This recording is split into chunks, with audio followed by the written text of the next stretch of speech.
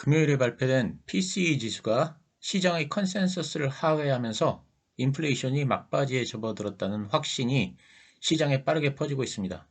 PCE 지수는 개인 소비 지출 가격 지수입니다. 2월 PCE 지수의 시장 컨센서스는 전월 대비 0.4% 상승이었지만 실제로는 0.3%만 오르면서 컨센서스보다도 낮은 결과가 나온 것입니다. PCE 지수는 연준이 금리를 결정하는 데 기준으로 삼는 중요한 지표입니다. 참고로 지금 보시는 기사에서는 PCE 지수가 여전히 고공행진을 하고 있어서 연준의 고심이 깊어질 것이라고 했는데 저는 이건 아니라고 생각합니다. 왜냐하면 금요일에 발표된 수치는 2월 PCE 지수입니다. 3월 말일에 발표되었기 때문에 체감적으로는 3월로 느끼기 쉽지만 사실상은 2월 수치입니다. 저는 2월 수치이기 때문에 컨센서스보다 더 높지 않을까 걱정을 했었는데 오히려 컨센서스보다 살짝 낮게 나왔습니다. 최상의 결과라고 생각합니다. 만약 훨씬 더 낮게 나왔으면 아마 경기 침체에 대한 우려가 생겨나서 시장에 안 좋은 결과를 가져왔을 수도 있습니다. 지금은 살짝 낮게 나온 게 많이 낮게 나온 것보다 더 좋습니다. 기사에서는 PCE 지수가 여전히 고공행진이라고 했지만 저는 아니라고 생각합니다.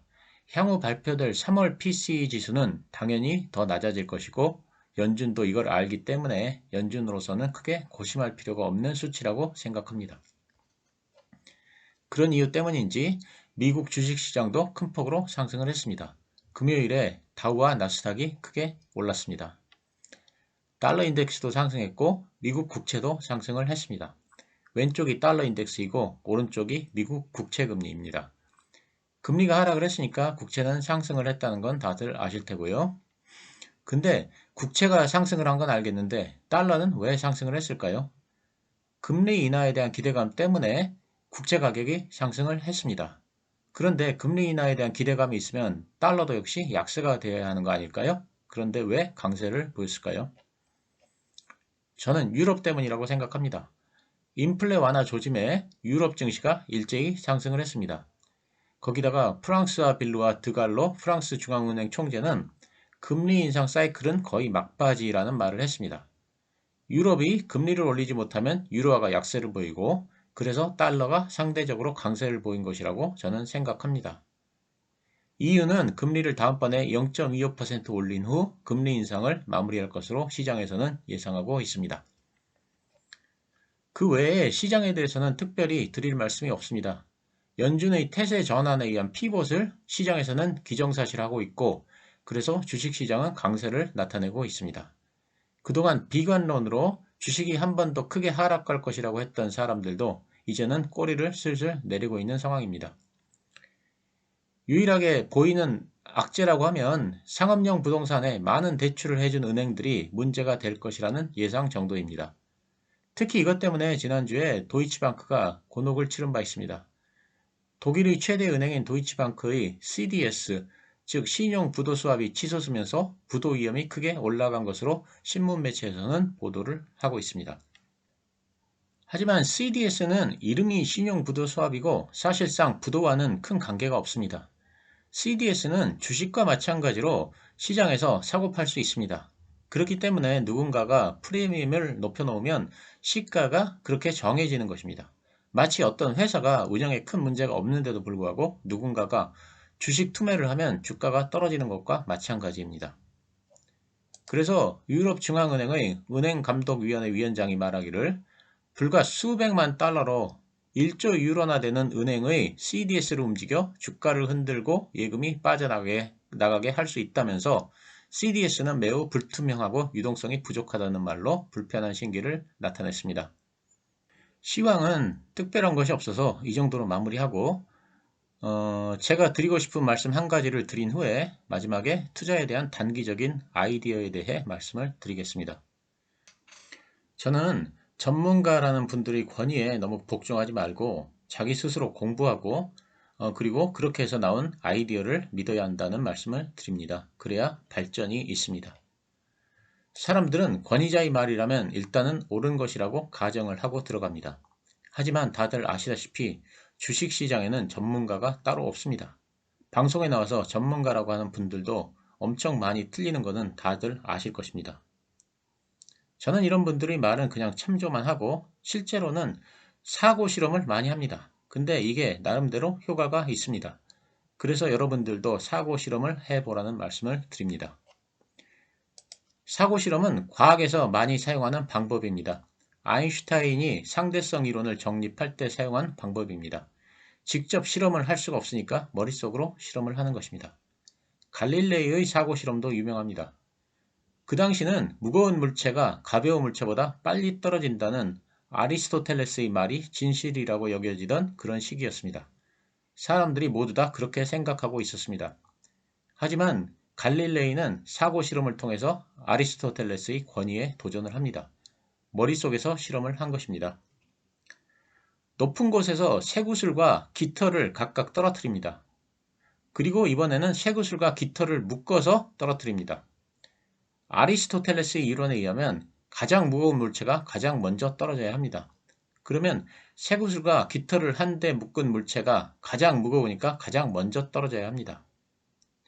하지만 무거운 물체는 먼저 떨어지고 가벼운 물체는 나중에 떨어진다고 했으니까 가벼운 깃털이 떨어지는 무거운 쇠구슬을 잡아당길 것입니다. 그러면 깃털과 쇠구슬을 묶은 물체는 쇠구슬보다는 더 늦게 떨어집니다. 즉, 깃털과 쇠구슬을 묶은 물체는 쇠구슬과 먼저 떨어지면서 동시에 쇠구슬보다 늦게 떨어져야 하는 모순적인 상황에 처하게 됩니다. 그래서 아리스토텔레스의 이론이 틀렸다는 것을 사고 실험으로 밝혀낸 것입니다. 무슨 말이냐면 실리콘밸리 은행 SVB 사태가 터졌을 때 국채 가격과 금 가격이 큰 폭으로 상승을 했습니다. 그러자 신문 기사나 주식 전문가라는 분들은 은행 시스템 붕괴에 대한 우려 때문에 안전자산을 선호해서 국채와 금으로 자금이 몰렸다는 해석을 했습니다. 그러면 우리는 이 말을 무조건 믿지 말고 우리도 한번 사고 실험을 해봐야 합니다. 국채와 금이 오른 것은 사실인데 이 자산들 외에 또 오른 자산이 있습니다. 바로 비트코인입니다. 그리고 달러는 떨어졌습니다. 지금 보시는 화면은 그 당시 비트코인입니다. SVB 사태 이후 비트코인이 일주일 만에 무려 37%가 상승을 했습니다. 지금 보시는 화면은 그 당시 달러입니다. SVB 사태 이후 단 하루만 달러가 강세를 보이고 4일간은 하락을 했습니다. 그러면 한번 생각을 해보겠습니다. 만약 정말로 안전자산 선호 심리 때문에 자금이 국채로 몰렸다면 위험자산 중의 위험자산인 비트코인은 하락해야 하고 안전자산의 대명사인 달러는 올라야 합니다. 하지만 정반대로 움직였습니다. 그렇기 때문에 이건 안전자산 선호 심리 때문에 국채와 금으로 돈이 몰린 것이 아니라는 증거입니다. 물론 어떤 사람들은 이런 얘기를 합니다. SVB 사태 때문에 달러에 문제가 생겼다고 생각하는 사람들이 많았고 그래서 달러가 하락을 했고 또 은행의 시스템에 문제가 생겼다고 생각하는 사람들이 많았고 그래서 대환화폐 역할을 하는 비트코인으로 돈이 몰렸다는 것입니다. 물론 이런 주장을 할 수도 있습니다. 그렇다면 회사채는 어떤가요? 경제의 시스템이 위험하다고 생각되면 회사채가 떨어지고 회사채 금리가 올라야 합니다. 하지만 회사채 금리는 그때 오히려 떨어졌습니다. SVB 사태 이후 단 하루만 회사채 금리가 오르고 4일간은 떨어졌습니다.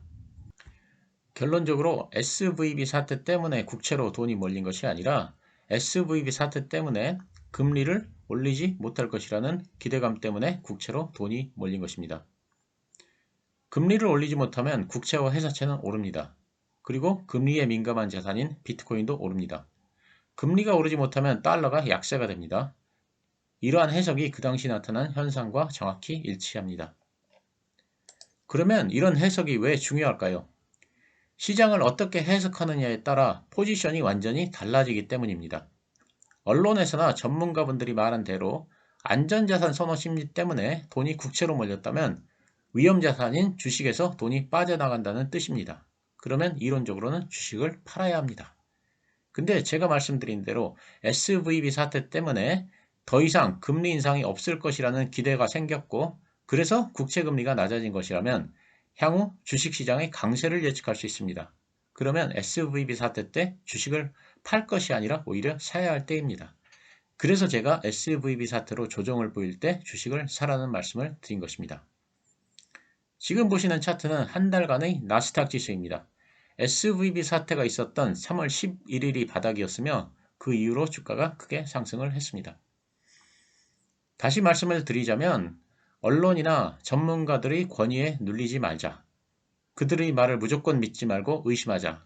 그리고 그 말이 옳은지 스스로 생각을 해보자. 꼬리에 꼬리를 물고 사고 실험을 해보면 자기만의 결론에 도달한다. 그 결론이 옳다고 생각되면 자신의 생각을 믿고 행동해보자.